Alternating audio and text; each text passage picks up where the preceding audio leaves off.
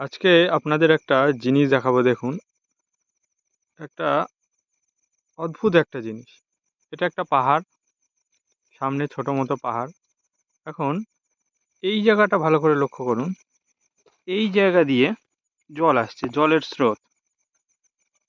এই জায়গা অবধি জলের স্রোত আছে। এখন এই যে জলটা আসছে, এর উপরে কিন্তু কোথাও জল নেই। দেখুন, এর উপরে কিন্তু কোথাও জল নেই। আছে জল কোথাও?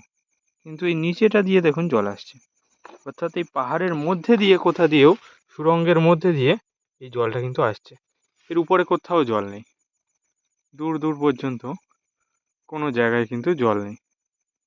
তাহলে এর মধ্যে দিয়ে দেখুন, এখানে ছোট্ট একটা সুড়ঙ্গ মতো আছে, এর ভিতর দিয়ে এই জলটা কিন্তু আসছে। এবং এই জলটা এসে লাস্ট অবধি এই এখানে একটা ড্রেন